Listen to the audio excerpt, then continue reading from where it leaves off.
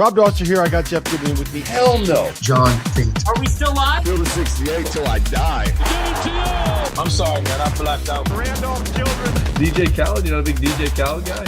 Hands grown up and in. Goodman needs to be fired all the time. Josh Pastner. You're going to beat people straight up. You know the deal. They have no swag. They have no nothing. Terrell McNeil. From the bluest of the blue bloods to the smallest of the mid-majors. This is Field of 68 after dark. Welcome back to the Friday morning edition of Field of 68 after breakfast. For John Henson, it's Field of 68 after Tao. For Jeff Before Goodman, breakfast. Before Field of 68 before breakfast. We got another day of hoops. Fellas, John Henson, Jeff Goodman, Rob Dauster. We got Terrence Oglesby here. Another 16 games. Another 16 teams are going to be heading home. And by the time it's all said and done here, we're going to be officially down to 32 in the second round of the NCAA tournament. We got a lot to talk about here. Before we do, I just want to put a bow on yesterday, Henson. Out of everything that happened, obviously Kentucky was the biggest storyline. Wasn't the craziest day, but we had a couple upsets. We had a should-have-been upset. I still can't get over the fact that they called that foul on Nick Timberlake, robbed us of what could have been an unbelievable, potentially program-changing, career-changing moment for Bucky McMillan and Sanford. Give me your thoughts on yesterday and what happened. That's why you also go dunk the ball, because if you try to lay it up, they probably would have not called a foul. But, yeah, Kentucky going out is a big thing. What's going to happen with Cal? 11 seeds ruled the day. So I was telling Jeff, on paper, I don't see much I like upset-wise. Obviously, something is going to happen. But today should be another fun day, and a lot of big dogs are playing today as well. I mean, to me, it might have been Duquesne. I mean, there weren't a lot of big, other than the day was Kentucky. Yes. The day belonged to Oakland, Greg Campy, the Grizz, and then obviously what happens with John Calipari. The day belonged to John Calipari's haters. Let's be honest. It kind of did. I mean, it kind of did. They were the biggest winners of the day. Because up till that point, there hadn't been a lot of big things that happened. You know, and then all of a sudden, kind of the day changed when Kentucky lost that game. And again, they had a shot. They should have won that game. Yep. They should have won that game. And the subplot to it all was what? The freshmen in the NCAA tournament didn't deliver. Yep. Older guys, and I think the popular dogs, if you will, that was the thing that everybody jumped on McNeese, me included. Those are the guys who took the hit on day one. And there's really not that many games that stick out that way, which makes me equally nervous today because that's when we were talking about it off air. That's kind of when it happens. But, McNeese State not being able to show up, I think Creighton is kind of still Greg McDermott and his guys just lying in the weeds, and they just keep winning. So a lot of stories yesterday, not the overwhelming upset that we've seen in years past, but 11 seeds, Creighton, and obviously the Super Dogs. We're just left puppies yesterday. We need a buzzer beater today, too. We didn't get a buzzer beater. Yeah, we didn't have one. Right. We need a buzzer beater. Yeah, we do.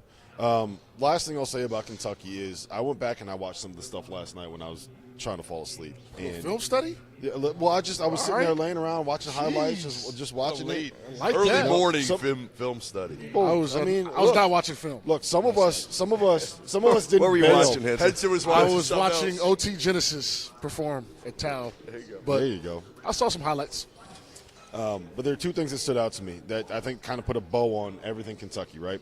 You guys remember at the end of the second half when there was the and one that Oakland had, and then the dude missed the free throw, and Trey Mitchell gets the rebound and just throws it out of bounds when it was a one shot? Yep. How much do you think Kentucky would have loved to have that possession back, right?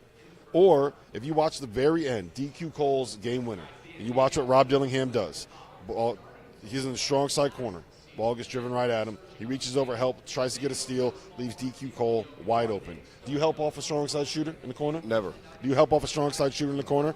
Do you know what that means? I do. It kind of sums up everything Kentucky and everything Robert Dillingham to me was that one moment. And they were, Reeves, they were hitting big shot after big shot, almost like playing hero ball with like 5 minutes left.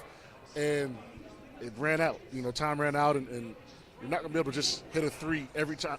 I think Reed Shepherd shot like a three where he could have probably got a better shot, and that was the game.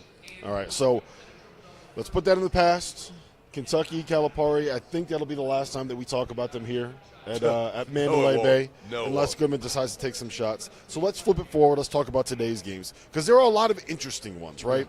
You don't have as many buzzy ones as we did yesterday. Alabama-Charleston is going to be absolutely electric. I can't wait for Grand Canyon St. Mary's, the last game of the day. TCU-Utah State is going to be a lot of fun. But we open it up with what might be the most watchable game, I think, in this tournament today. And that's Northwestern against Florida Atlantic. That is our homie, Nellie Davis, against Boo Booey Goodman.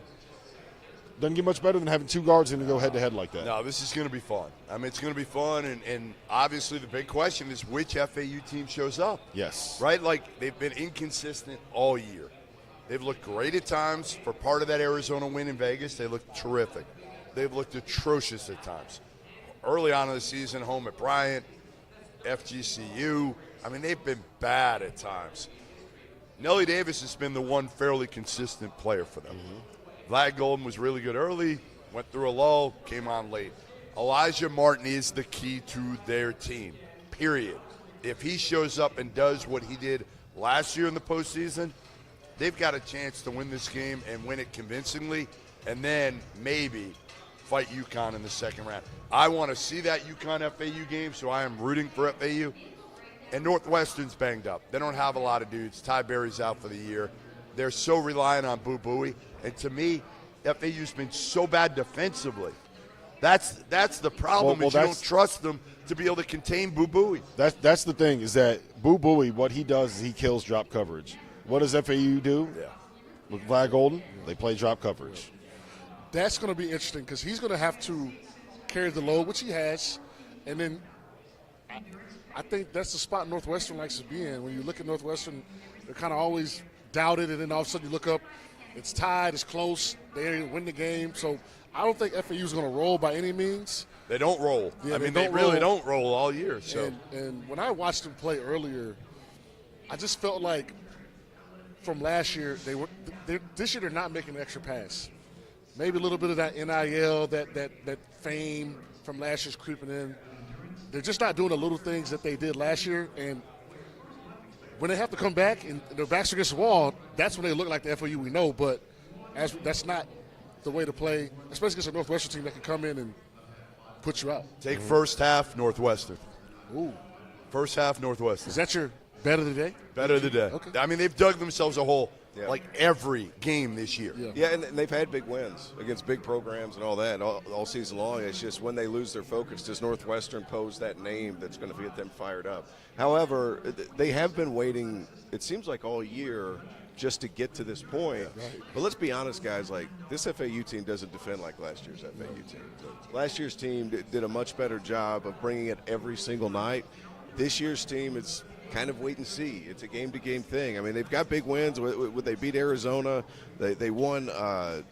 They have some other big ones throughout the course of the year. But I just Memphis. I mean, really, Memphis at that they don't point have as many big ones as you think. Yeah, at that point in time, Memphis was a good win. However, it takes a second, and defensively, they're just not as good. The other thing that people are forgetting about with FAU right now, that could be a distraction, is Dusty May looking at other jobs right now. You know, think about it. He's looking right now at Michigan, right? Like, that's one. Louisville. These are two jobs that he's looking at that could be a major distraction. Mm-hmm. The one thing I will say about FAU is I feel like all year we've kind of said, well, this team is just waiting for the tournament. Well, they made it to the Final Four last year. They're bringing everybody back. Just how excited can they really be about playing Florida Gulf Coast? How excited are they going to be playing about going on the road to play Tulane? This is what they've been waiting for, is the tournament. So I'm a little hesitant. Or is it they just went into a bigger league? They just went into a better league. But it's not that much better. That's the problem. They're playing basically Tulsa the same and league. Tulane, They lost. and they're bored. They go from playing Illinois at the Garden, Arizona in Vegas, to Tulsa, Tulane. Yep. Who won the American this year, the automatic bid? UAB. Where was UAB last year?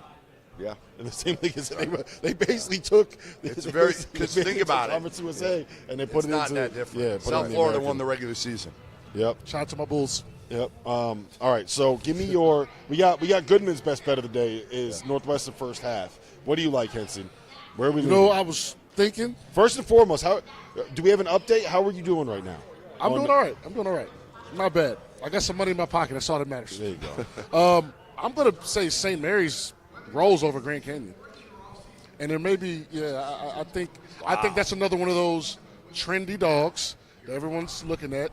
And St. Mary's is going to lock that up. It's going to lock it up. So that's I my love pick. the Gales, and I'm worried about that one. Yeah. I might take the points. There might be a chart that I look at that's projected the Gales to win by a little more than their Do we have an update on Alex Dukas' back before today? I don't know. Can you You're the St. Mary's beat writer on the show. You're the St. Mary's expert. They would have won the whole thing last year if Dukas' back didn't. We have Dukas is a swing guy. He is. He's your swing guy for St. Mary's. Ty and Grant Foster is the best player on the floor. I think that's a big thing for Grand Canyon. 5.5 points, I think it's a lot. I think these teams are pretty evenly matched. I would probably take the points there. Yeah, with Jefferson out, that's the big thing for me. Yeah, Josh Jefferson was kind of the guy that he provided that extra athleticism for that group, some decision making on the perimeter, kind of another reliable guy at that 4 spot. And earlier in the season, he was trying to figure it out, and then towards the end, he started to get it together. He has to have a good game today. Yeah, I'm not with you on this one, Henson. Grand Canyon might be my favorite bet of the day. Grand Canyon. Hey, yesterday we had some nice favorite underdogs, and they didn't even get a chance. So, and it's a late game too. You know what that means? We're going to be watching it while we're on live right here. That means if you have a good day today, you can load up. You can load up on them. I already did. All right. I already did. Look, I'm doing betting every money line for every underdog in this tournament. I like Baylor too. Colgate. I like Baylor to cover that. Against Baylor. New Mexico is now 2.5-point favorites as the 11th seed at Clemson. That's Clemson. That's an I'm interesting. That's an interesting pick. I'm on the Tigers. I don't know. I got a feeling. I don't know. Yeah, PJ Hall and I'm not. Look, I'm betting every single underdog money line in this tournament. I'm up $400 so far. Clemson can't really hate on that. Guard matchup with Clemson. This is the easy way for Dauster. Don't think. Just bet every underdog money line. And I'll make some money. It's like the greatest thing for you. I'll make some money. Because when you think, you're in trouble. I do better than you. You're in trouble. I do better than you. Guys, I think. Do you have any first to 15 bets we're firing off today? I won one yesterday. I think I won Kentucky. I don't know. I was like really 1 for 5 on them. It really is the most. But you know what? The one. I'm a first to 15 with today. everybody else here. Mm-hmm. If you give me one first to 15, I'm excited. Yeah, we got to do the underdogs. We should do Colgate.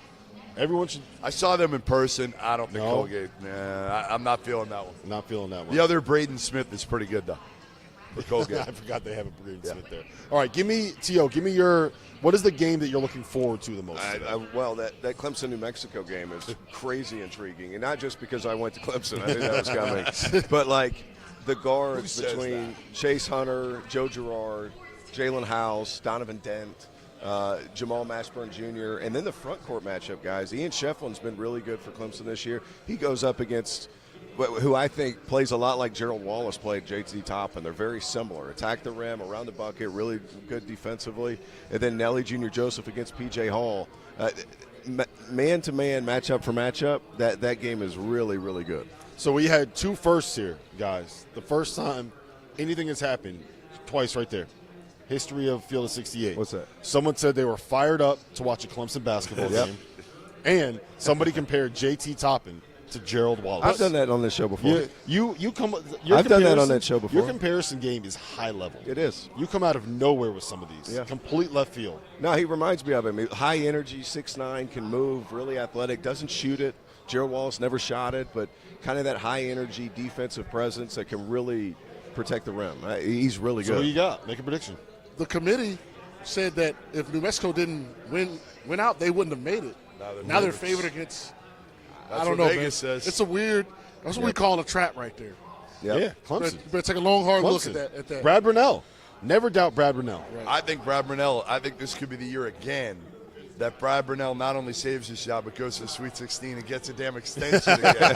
How about that? Right he on is, top. he is unkillable. Listen, we have a lot more we got to get to. We got 3 number 1 seeds in action today, and for my money, the most susceptible number 2 seed. That's coming up next. The best month of the year is here, which is why you need to know that we are now partnered with BetMGM. We'll be using BetMGM lines to make all of our picks, and we'll have special offers for the listeners and the viewers of the Field of 68 all through the NCAA tournament. If you haven't signed up for BetMGM yet, you can use the bonus code FIELD, and you will get up to a $1,500 first bet offer on your first wager with BetMGM, regardless of whether or not that bet hits. Here's the best part. All you need to do is deposit and bet $10 of your hard-earned money. This is how you make it work. Download the BetMGM app and sign up using the bonus code FIELD. Deposit at least $10 and place your first wager on any game, and you get up to $1,500 in bonus bets, regardless of the outcome of your bet. Just make sure you use that bonus code FIELD when you sign up. Most importantly, we do have some fun stuff coming for the conference tournaments and especially for the NCAA tournament. Bet insurance tokens, college hoops odds boost, and what I love the most, a nice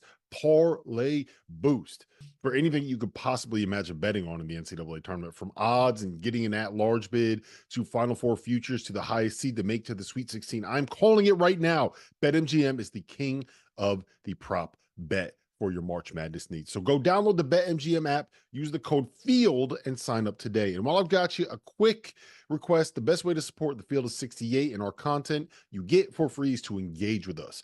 Rate and review the pod, like and share the YouTube videos, tell your friends about us. It helps in a world where the algorithm is king. And now, back to the show. Welcome to the Field of 68 after coffee. Does that work? After coffee, Before Henson? coffee. I haven't had my Before coffee? Before coffee. Listen, I've had nothing. No, you've had something. I have. Terrence Oglesby, John Henson, That towel. Jeff Goodman. My name is 4 Rob hours Dauster. ago. We're live on YouTube. We're streaming over on the Stadium app. We're presented by our partners at BetMGM. We're live at Mandalay Bay right now. It's a really good spot to be able to watch all of the games and get all your moneyline underdog bets in if you want to ride with me and make a little bit of money today. I teased it before we left. I think that Marquette is the most susceptible number 2 seed. Like I said it before the tournament started, Henson. If there's going to be a 2 seed that loses, I think Marquette is the one for 2 reasons. One, the Tyler Kolek stuff. We've kind of beaten that to death. We don't have to rehash all of it. But Western Kentucky's got high major dudes. They got a kid that transferred in from Purdue and Brandon Newman that starts for them. They got a kid that transferred in from Kentucky and Dante Allen who starts for them.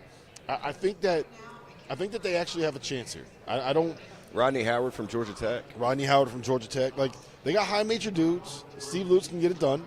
And I don't know if I would, if I wasn't doing this money line underdog parlay type deal, I don't know if I would necessarily bet on them to win, but I think that 14.5 points is a lot of points in this situation. Yeah, I just don't see them winning. I mean, again, could they cover? Yes. I don't see them beating Marquette. I just think, again, with what happened to Marquette last year in the NCAA tournament, they're on a mission, and they've held out Tyler Kolek long enough, and it was the right move. It was completely the right move when you look at it now, that he's pretty close to 100% from what I'm told. So, again, you've got Cam Jones, you got Kolek. Some of those guys stepped up. Fashion correspondent Cam Jones. Yeah, he was awesome. But the rest of those dudes, we've been talking about it all year, how this was kind of a two-man team, Oso being the third guy. Some of those other ancillary parts had to step up, and they did. So they got confidence now going into the NCAA tournament. Henson, can Tyler play in the NBA? Is he a pro? TJ McConnell. Good, great name. Yes. TJ McConnell fits such a off-the-bench point guard, savvy. He can start. He's a spot starter if he needs to be. McConnell's better defensively. Which is probably why he's going to play more. But, he's the engine that makes that Marquette team run. It's not like Peyton Pritchard guards. Yeah, Peyton Pritchard. He's not a bucket like Peyton Pritchard. Peyton Pritchard is. Peyton Pritchard's a bucket. Listen, anytime they sign you an extension, you're playing less than 12 minutes a game. They know something. But, I think Marquette, like Jeff said, got confidence with Kolek being out, and they played decent. They didn't look that bad.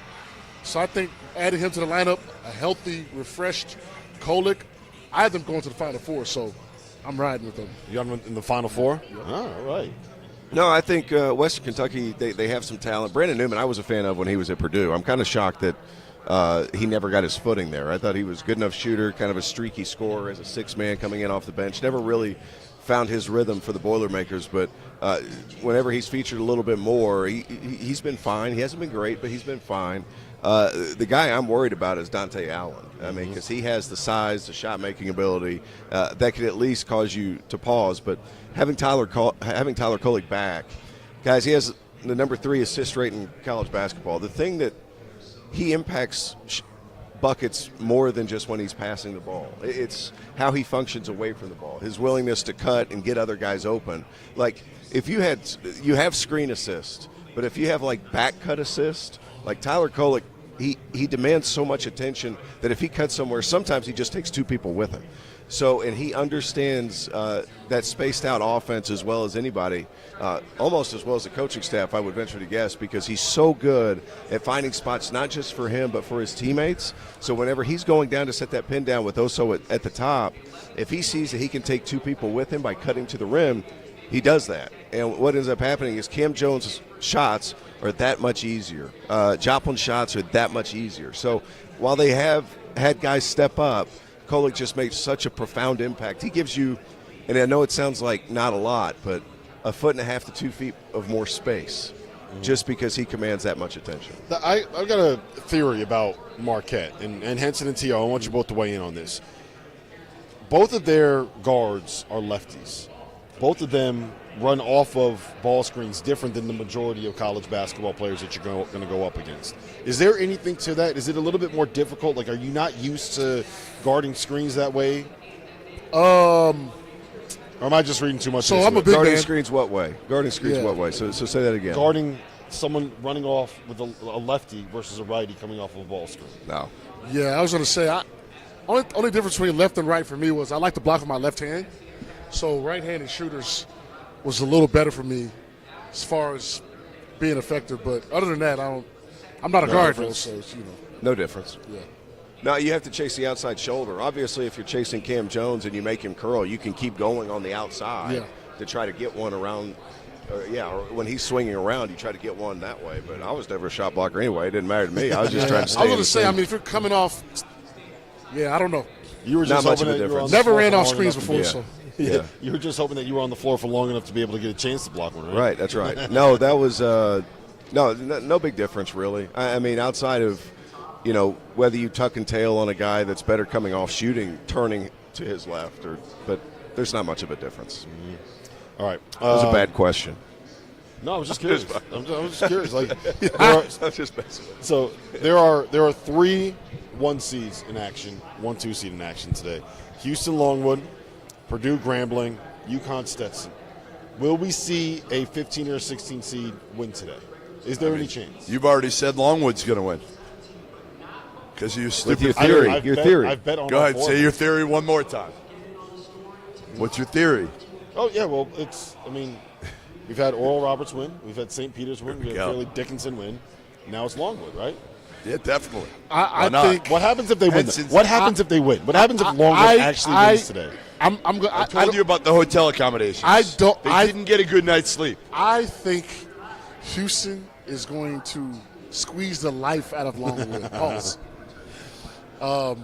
what's that spread, Henson? 23.5, which is reasonable. I don't think they're going to be able to. What's the Longwood under in the first half? That's what I would be take. like 20. That's what I would take. The Longwood first team half total under. team total under.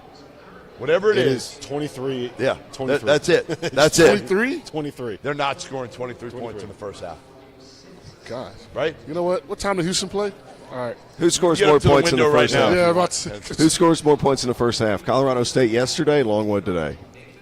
I think Longwood can get to 12. They can get to 12. They can get to 12. I think Maybe Longwood- not. I think They get to Longwood 12 gets by like accident. 18. Here's what I say, and I actually agree with you.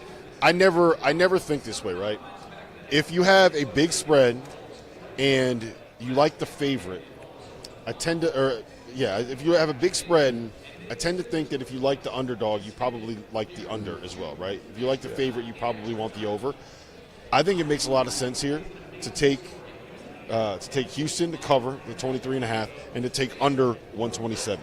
because I could absolutely see this being a game that ends 70-42. Oh yeah. Right? There's a trend that Texas Tech lost yesterday, but teams that lost by 20 or more points, 71% trend that they cover against the spread the first round game, 64. Yeah. Houston fits in that category. Buy low. Yeah. Yeah. Buy low. No, I get it, man. I get it. What's the game that you want to see? Like, what's the one game today that, to me, we're all looking at and saying, like, that's the one I want to watch? For Texas me, A&M Nebraska is going to be. That's what I was going to say. You know, because Wade Taylor is a bucket. When he's on, he might be as much fun as any player in the tournament. Now, when he's off, it's hard to watch. Right. And then you got on the other side, Keisei Tominaga, who's electric as well and plays with kind of a flair to his game. They're very different, but they're both guards who can absolutely take over a game. So, for me, you're going to do the Keisei? Yeah. What do you like, Tio? What you get? No, he does do that. He lit somebody up and it was the last game they played. And he doesn't talk trash. It's not like he's talking trash. He's just having fun out there. He doesn't duck smoke. No, he doesn't duck smoke. He does not duck smoke.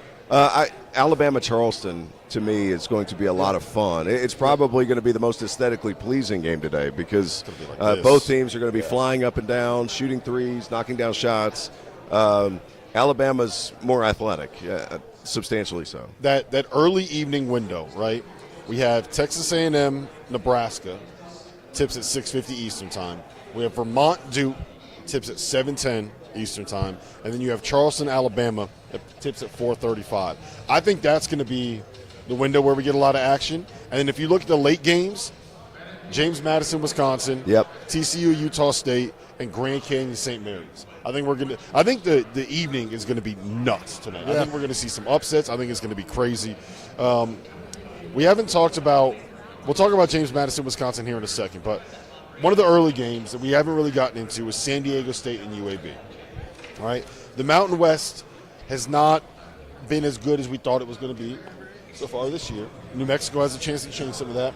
Utah State has a chance to change some of that. But San Diego State is the one, Henson. San Diego State is the team that got the highest seed. They're the team that made the title game last year. They're the team that most people probably recognize. They have the most famous alum coming out of that conference. Are you worried about them at all against UAB, given what we've seen from the Mountain West so far in this tournament? I don't know if I'm worried about them, but I will say UAB is a team no one's really checking for. And if they're not checking for, historically, San Diego State's probably not necessarily too riled up about playing UAB out of the American. So I like the money line sprinkle on that if you're talking underdogs. I mean, the way the Mountain West perform, obviously they're not up to par with what we thought, but I've always been kind of off the mountain. That's why I'm on Clemson. This is more of an emotional game for me because I do feel like the ACC doesn't get its fair shake. Yeah. And Clemson's got a chance to right that ship, right? Because if that'd be a big one. If they lose to New Mexico State, UVA loses to Colorado, it gets a little sketchy. So San Diego State, they got to win, but I don't think it's just going to be an easy rollover win against UAB. Now, the only cause for concern I have is the team that beat San Diego State in the Mountain West Championship game had guards that could create. And when you simplify, it makes it easier to go against San Diego State because they're going to take you out of everything that you do because Dutcher's such a good coach. Eric Gaines and some of those guys from UAB, they're completely capable of going nuts and having big one-on-one performances. That's what scares me a little bit, but I think San Diego State comes out with this one. San Diego State, they'll go on like 6-minute scoring droughts. Yeah. Like they won't hit free throws. Yeah. So like that's also really scary if I'm an Aztec fan. Yeah. We talked about 3 potential 11-6 upsets heavily leading into this tournament. The one we did not talk about all that much, Duquesne beating BYU. I don't know if anybody here had that, right? Well, we talked about the contrast of styles. Right. Literally, Duquesne was the perfect matchup to take away what they – so we should have been Well, what I was going to say is we've talked about McNeese State beating Gonzaga. Yeah. I think everybody has Grand Canyon beating St. Mary's. And then James Madison over Wisconsin is like the most obvious 12-5 in the history of 12-5s. Yeah. No one's talking about UAB. No one's talking about that upset right there. And I will tell you this.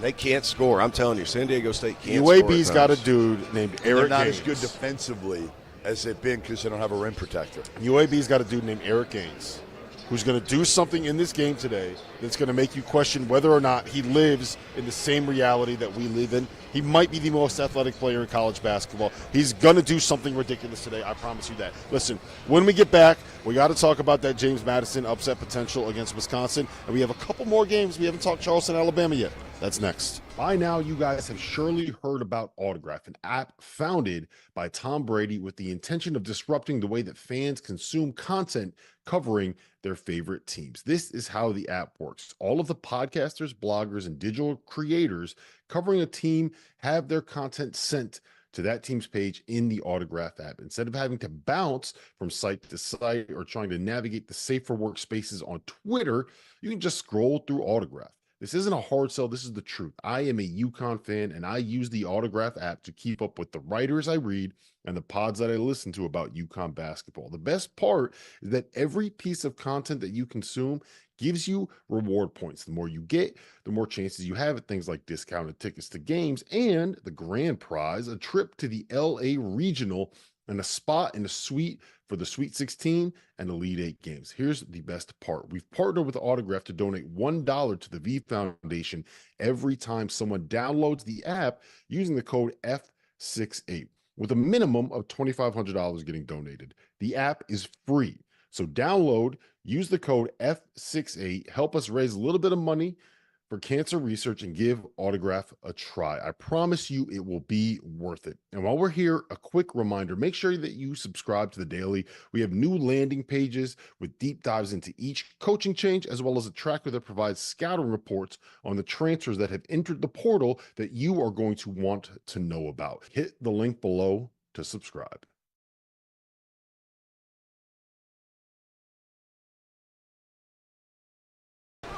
Welcome back to the Field of 68 while it's still dark outside. That's the one thing I realized. Terrence, Oglesby, John Henson, Jeff Goodman, I'm Rob Dauster.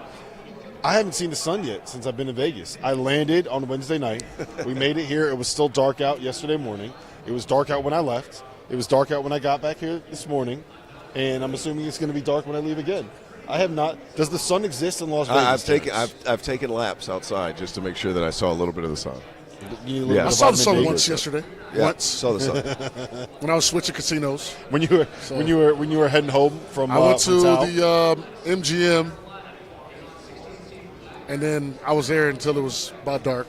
So there you go. All right, let's talk about that 12-5 that everybody loves. James Madison, Wisconsin, Chucky Hepburn, AJ Storr going up against a James Madison team, Jeff, that has the most wins in college basketball, 31 wins so far this season.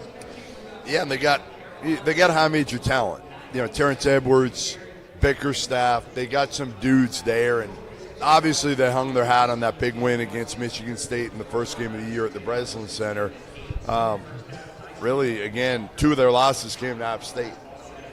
It's the trendy pick, but Wisconsin has played well lately.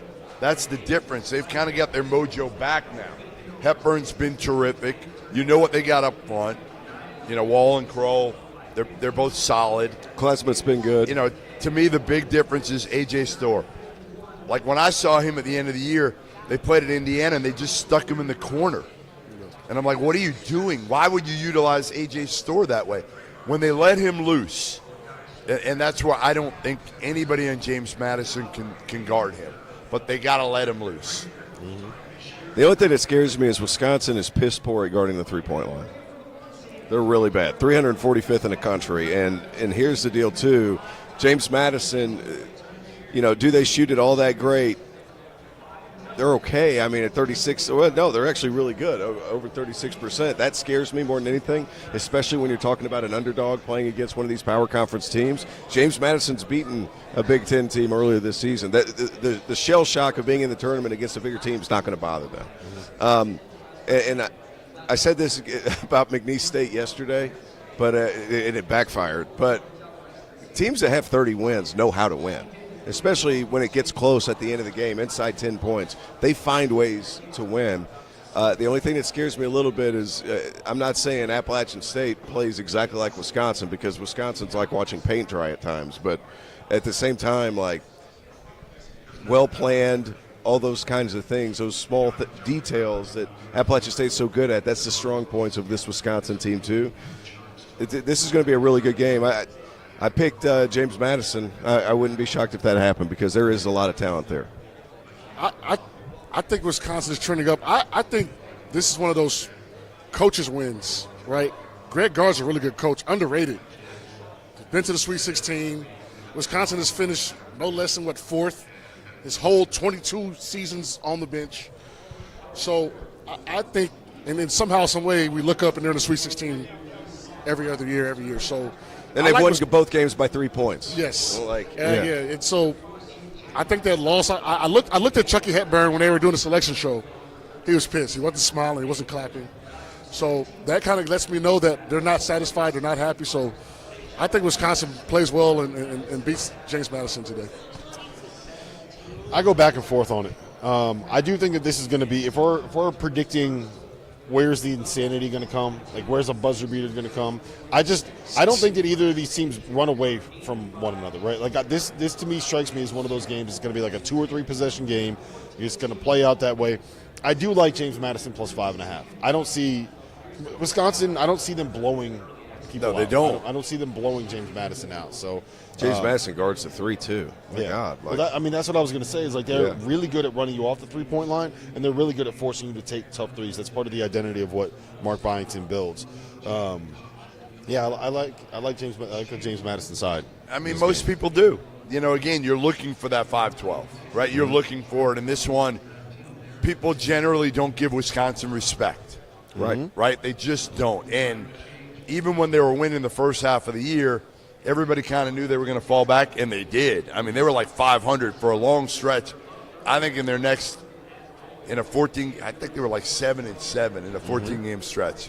They were bad, but, you know, again, like Henson said, they've got a coach who's done it before. They've got a veteran group.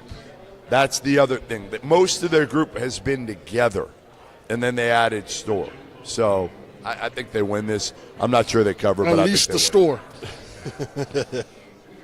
So there are 3 4-13 matchups, and I think this is interesting because when you look at the way that college basketball kind of shook out this season, I do think that there's a clear-cut line of demarcation when it comes to the top 4 seeds in college basketball and everybody else, right? I have a very hard time seeing anybody that is not a top 4 seed winning the national title. I think that Auburn, Duke, and Alabama are all going up against teams today that stylistically I think can push them a little bit. Charleston is not going to be afraid to run with Alabama. Now, I don't know if you can beat Alabama at their own game, but I do think that that's one where they can push them a little bit. I think Vermont matches up well with Duke because of what they can do defensively and the fact that they're older and tougher. And I do think that Yale matches up well with Auburn. T.O., where are we most likely to see an upset out of these 4 seeds? That Yale-Auburn game scares me a little bit just because Yale doesn't turn the basketball over and Auburn thrives in that manner. And, look, I've been getting crushed on Twitter by Auburn fans, which is awesome. Happy with us. Which, by the way, Auburn fans, I'm happy that you're a basketball fan since Pearl came in because before that, crickets. So, welcome. Hey, join the club. They're killing me today. Yeah. And I'm getting texts from Auburn fans who have my number that I said Bruce Pearl should be the next choice at Kentucky. You did. I know, but they got my number. They don't have my cell phone. I'm going to give them. No, don't give them my number. Don't worry, Auburn fans. I'll text you back. I'll give you T.O.'s number. You can hit him up. Yep. No, that's the one that scares me a little bit because Yale will take care of the glass too. Take care of the glass. You don't turn the basketball over. Get a shot up on every possession. You're going to give yourself a chance. But Auburn's 12.5-point favorites. I would be hard-pressed to believe that Auburn doesn't win this game, but that's a lot of points. Danny Wolf. Yeah. Danny Wolf. Bez Mbang. I think I'm pronouncing it right. I don't even know. I should know. Danny Wolf could be a future pro, big man, who made a huge jump, barely played in his freshman year. Super talented, skilled big man for Yale. And Bez is probably, he's an elite defender and made a hell of a play in the Ivy League title game with poise to kind of not rush it, makes an unbelievable pass for the game winner and they end up advancing the NCAA tournament. Look, you Yale's said Danny really Wolf. good. I think Danny Wolf is the key, right? As much as we're worried about Auburn not being able to force turnovers, not getting on the offensive glass, this Auburn team is built around their bigs. Janai Broome, Jalen Williams. I don't know if there's 5 front lines that are better than those 2 in college basketball. Yeah. They are really, really good. And Danny Wolf is the guy that if you have someone where you don't have to double team Janai Broome and you can just kind of trust that he can get in there and get it done, I don't know where else Auburn is going to be able to get their scoring from. Matt Nolan going up against Jalen Williams is going to be at an athleticism disadvantage, but if he can kind of hold his own. He hasn't had the year that I thought he'd have this year. But there's more balance to the team because of Wolf. I think it's more Wolf on the offensive end. How do they handle him? Right? Like, that's the part. Good luck, Janai Broome and Jalen Williams in terms of trying to match up, because he's a skilled big who can take you outside. Broome is limited to what he can do in the post. Yeah, to me, it's the same, Henson. Yale, if they can kind of control the tempo and make Auburn play their game, then they got a chance. Same thing as Vermont against Duke. If Vermont can control the tempo and make them play their game, they got a chance against Duke. So human nature doesn't creep in. They're college kids.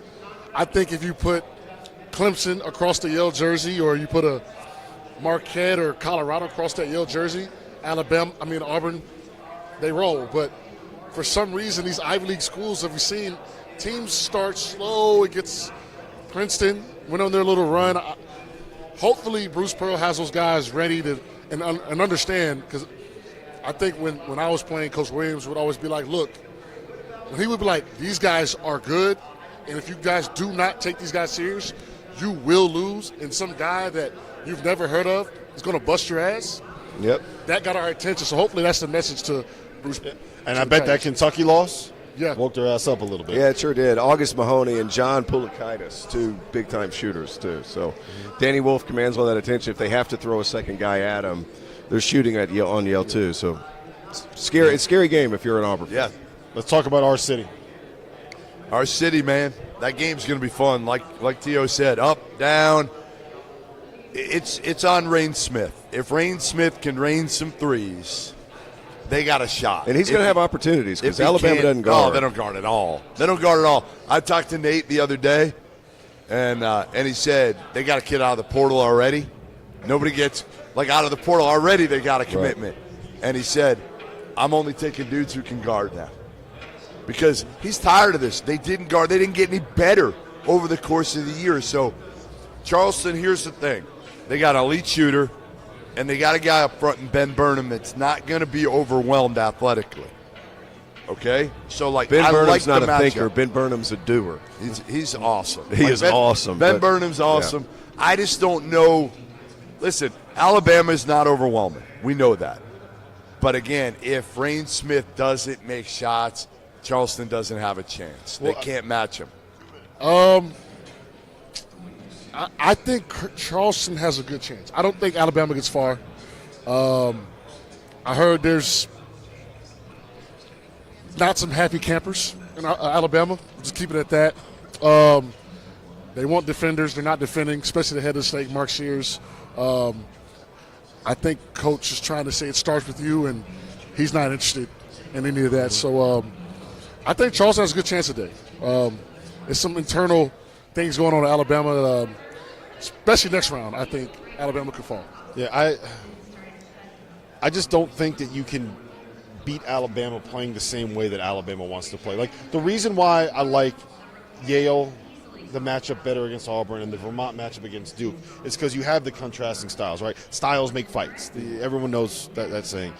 We saw it a little bit with McNeese yesterday, who wanted to try to go up and down with Gonzaga, and it didn't work. We saw it with Sanford, and it worked a little better, but that was kind of a war of attrition. If Kansas had all their dudes or had the depth, I don't know if Sanford would have been able to make that comeback. I worry about Charleston trying to go like this with Alabama. The one thing I will say, the point that you just made, Alabama does not have there's no Brandon Miller, there's no Herb Jones. They don't have those freak athletes that you normally associate with NATO's teams. How much does that matter against Charleston? I think it matters a lot. But I will say a 9.5-point spread with a line of over under 170. I'd imagine it's going to be fluctuating throughout the game. Alabama might go up 10. Charleston might have a run, be down 2, up 3, and as we know, Alabama, they love getting in the track meet, and then all of a sudden you look up, you're down 15, so that's just how they play. C.J. Fulton, another guy to keep an eye on. Doesn't turn the basketball over, a little slower, point guard for Charleston. I love that T.O. just scrolls through the KenPom pages like, here's a guy I'm going to mention his name. Make it seem like I did my homework. Hey, the other thing is listen, when we come, stop talking, Jeff. When we come back, we'll allow Jeff to talk again. See you then. There is nothing better in sports than tournament time, which is why I need to tell you guys about our partners over at Rhythm. If you're into sports betting, you need Rhythm, the place for data-backed props and picks. For those that are unfamiliar, Rhythm, spelled RITHMM, is the go-to mobile app for player props and game picks. Backed by AI predictive models, Rhythm helps you make smarter and faster betting decisions across all sports, but particularly college basketball. With Rhythm, you get data-backed picks for every single Division I game, every single day. Users get free picks daily with the ability to upgrade to unlimited access. If you want to increase your edge and win more bets, go to the link in the description and download Rhythm today. That's RITHMM, the place for data-backed props and picks. And while we're here, let me tell you about our newest partner for the month of March, SplashSports, the home of certified community competition, where you get to play against your friends and not the house. Whatever game it is that you are playing, from survivors to tiers to pick X, the safest way to play for real money without the hassle of having to track down deposits or worry about payments is through Splash. They have partnered with PaySafe, the best deposit and payment system in the world, to ensure that money stays in safe hands and is delivered to the right places. To join the Field of 68 Survivor Madness, click the link in our profile below and join in. Entries are $5 a pop with a prize pool of up to $4,500. Winner take all. Join Splash and come prove that you're smarter than us.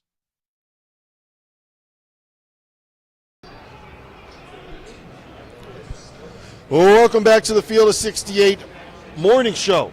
I think that's what we're going to settle on, T.O. The Field of 68 morning show, the pregame show. John Henson, Jeff Goodman, Terrence Oglesby. My name is Rob Dauster. There's a couple games that I want to get to before we put a bow in it and get ready to actually watch this happen. I want to start with Colorado, Florida, because I feel like no one's talking about this game. We haven't mentioned it yet. I haven't thought about it once. But you got a team in Florida, Henson, that is as talented as anybody. Yeah. Got a couple studs guards. And you have Colorado, who might have 3 NBA players in their starting lineup, and Cody Williams, Tristan DeSilva, and KJ Simpson. Right. Is there a better backcourt matchup today that you can get than KJ Simpson and Walter Clayton going head-to-head? There isn't. That's a game that's kind of no one's talking about. And I personally love Florida as a team. I don't know. Just watching them, I feel like their ceiling is so high. They just have to kind of live up to that. And even if they're big, going down, the big fella, I think that's going to make them a little better in the short term, because now no one has to look over their shoulders. Got to play. And that, coming from experience, I was a guy coming off the bench. I love when I have to look over my shoulder. My free throws were better. My jump shot was better. Everything was just better. So I think that could help Florida today, having shortened the rotation and guys could just play.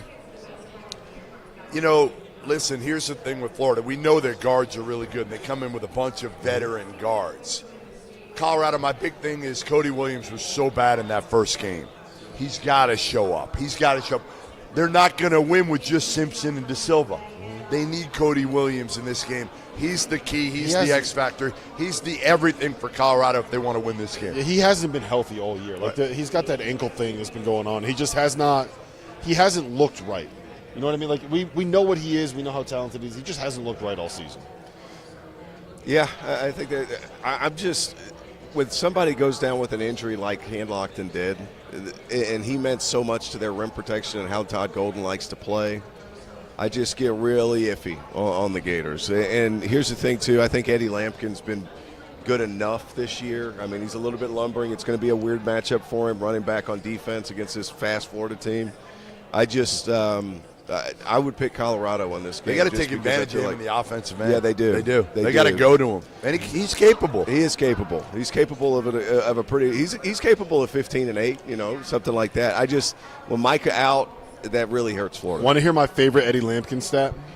My favorite Eddie Lampkin stat. Do you know how many blocks he has this season? He's 6'11". He's 260 pounds. He's the supposed anchor of their defense. You know how many blocks he has this season? Only 5 more than me. Wow. And that's interesting because it's a stat think Florida misses the most and ones. They're bigs, like in the country. So that's good for them because they. Where do you get these stats from? Listen, you come out of nowhere. I watch. I got him a towel. I watch TV. I hear the stat, and I repeat it on the camera. So here's the best part there's about no way it. I can make that up.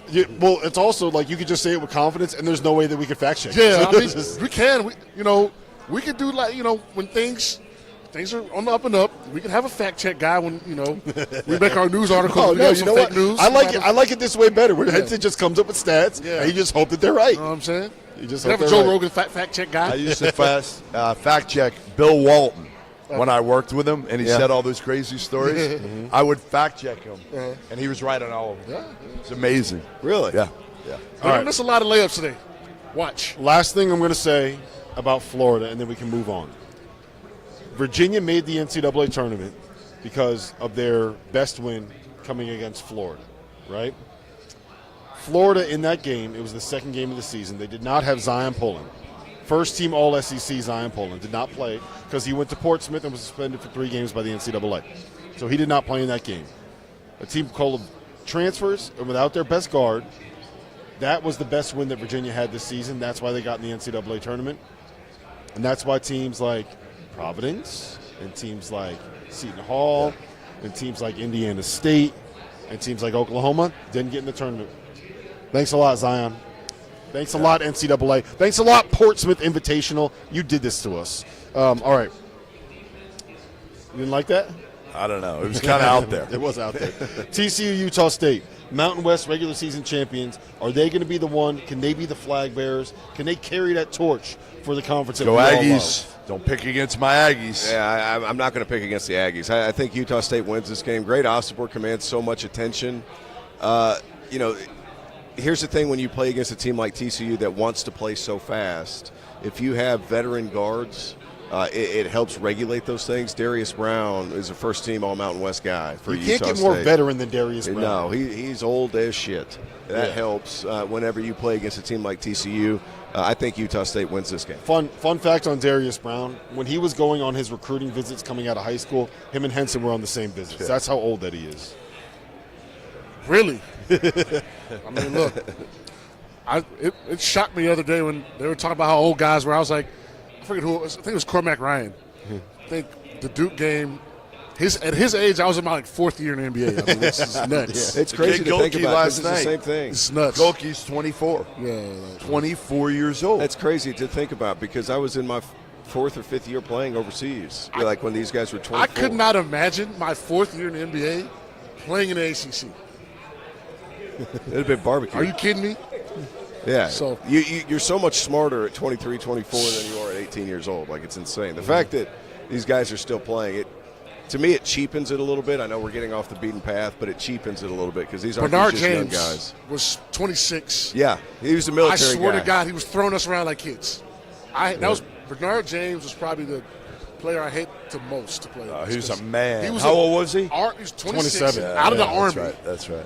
We could do nothing with him. But he was 7 years older than us. Henson was 172 pounds back then. 216 to be exact. All right. Utah State, man, come on. Right. That's my upset. I like point that. guard, big man. They got that. Now the question is, can they get enough around them? Can they make enough shots around those guys? Great Osterborg, he's going to have no problem with TCU. But as old as those two are, TCU's older across the board. My big concern is just the athleticism, right? Like, the one thing that I think we've kind of seen, we saw it last night with Colorado State and Texas, is the difference between the Big 12 and the Mountain West. There's an athleticism difference, Henson. And that is the one thing that has me worried. I think Utah State's a better team. I think that they're better coached. I think they run better stuff. I think they're more pleasurable to watch. Their top two players are better. TCU across the board is deeper, more balanced. That's what I worry about. Their coach, it's another coaching matchup. Jamie Dixon's been doing it a long time. Yes, yep. All right, so we've hit on every game here. All right, what are you looking forward to the most? It could be a game, it could be a storyline, it could be a player, it could be an individual matchup. What is the thing that's going to happen today that you're looking forward to the most? I think there's going to be more upsets today, like the more buzzer beaters, closer games. Yesterday we didn't really have all that much. Today I think we have a couple of more games that are much more intriguing in the last 2 or 3 minutes of the game. Yep. Stetson beats UConn. That's what I'm looking forward to. Because, man, nothing would make me happier than be next to you when Stetson pulls the upset of all upsets. Stetson is – I watch the Stetson game. They are too soft. They're too soft down low. UConn's going to throttle them. They got an elite guard in Blackman. He just has to go for about 50, not 43, like he did in the tournament, the A-Sun title game. He needs to go for 50. If he gets 50, I think UConn probably still wins by But the Hatters 30. would cover at least. No, they cover. If he Stephen gets 50, Swenson's a good player, too, for Stetson. That's not on Kim Paul. That's not on Kim Paul. He's a good player, too, for them. Like, he point guard can get downhill. Yep. I just think UConn, they're a wagon right now. They're so good. For the record, I do have a bet in on Stetson's money line, so do. I got to do it, man. You do. You have to do it. I just in have to case. do every single one. I said I was going to do it. I'm going to do it for every single one, even if I know it's going to be a loss. Henson, what are you looking forward to the most today? I think how everything's going to shake out because the Mountain West has been such a hot topic. How good are they? After today, how are we going to assess what is going to be the results? Utah State's, San Diego, New Mexico. What's going to happen? And so I'm intrigued. I'm really looking forward to seeing the revenge of the mids today. You know, I think that the trendy. Everyone loved McNeese. Everyone loved Sanford. Everyone loved who I'm missing yesterday. There's another one. It's in Sanford with the 2. Yeah, McNeese and Sanford. Everyone loved them. Everyone loves James Madison. Everyone loves Grand Canyon. Why haven't you talked about your Vermont Catamounts? We've gotten this far in the show. Well, I and did. You haven't talked about did. your big upset pick. Well, okay. First of all, I got pressured. Claim into it. I pressured into making that pick. Claim it. I No, don't back down. I do have it. I do have a bet on him. I did bet him. That's I did what I'm bet him. saying. No, but look, Own it. It's the same thing. It's the same thing as Yale against Auburn, where you got an older team, a defensive-minded team that's going to be able to control tempo, that's going to be able to control pace. Like the thing that stands out to me more than anything else, and when you look at what Vermont did this season, they play in a conference that has 3 top 10 teams in tempo, 4 top 25 teams in tempo, and 5 top 50 teams in tempo in a 9-team conference. And they still finish the year 350th in pace. They can control tempo better than anybody else. Everybody in their league wants to do this, and they were one of the slowest teams in college basketball. I think they can do that against Duke. And if you control possessions, make a couple shots here or there. I watched the UMass Lowell game. UMass Lowell cannot shoot threes. I mean, they couldn't throw it in the ocean. And down the stretch, they were in that game, and they pulled away at the end.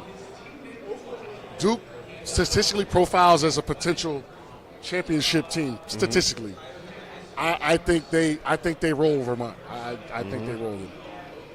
Not riding with me, UVM? No, I'm not. UVM. UVM. This isn't your typical Vermont team. No, it's not. It's not. No, There's not listen, enough offensive firepower Here's there. the one thing that I will say. If there are any officials that cost us an opportunity at an all-time March moment, like what happened with Nick Timberlake Lamar. and Sanford, we're riding. It's over. Field of 68.